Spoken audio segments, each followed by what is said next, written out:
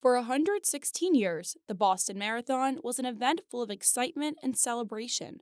But on April 15th, 2013, that celebration turned to a tragedy when two bombs went off near the finish line, taking the lives of three individuals, including one BU grad student. This year's marathon marks the 10-year anniversary of that day. Professor David Abel was a Neiman Fellow at Harvard, filming the ending of his documentary when the first bomb went off just steps away from him. It occurred to me that I was holding a camera and um, that I should document or help document what happened. Dr. Andrew Ulrich, Boston Medical's head of emergency medicine at the time, says he is still in awe of the staff's efforts from that day. I still am amazed at the ability that my colleagues and people, the nurses and everybody we worked with, to be able to just address what needed to be addressed. It was the most collaborative work experience that I'd ever been part of. On the ground, current chief of BUPD Kelly Nee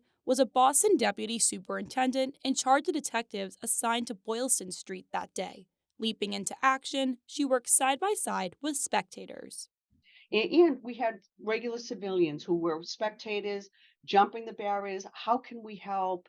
I had a surgeon approach me, a female surgeon on from Boylston Street, and she said, "I'm a surgeon at Children's Hospital. How can I help?"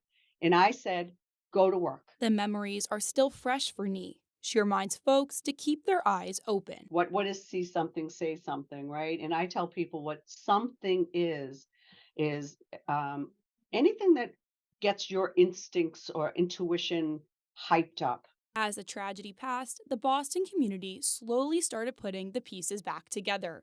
Abel submitted his work to the Boston Globe and was part of the team that won the Pulitzer Prize for their breaking news coverage in 2013.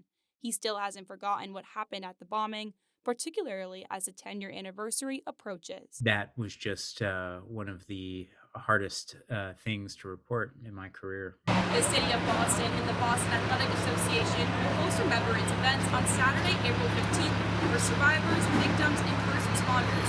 Governor Moore Healy and Mayor Michelle will both be in attendance. From the end of the Boston Marathon for BUTV 10, I'm Sydney Thomas.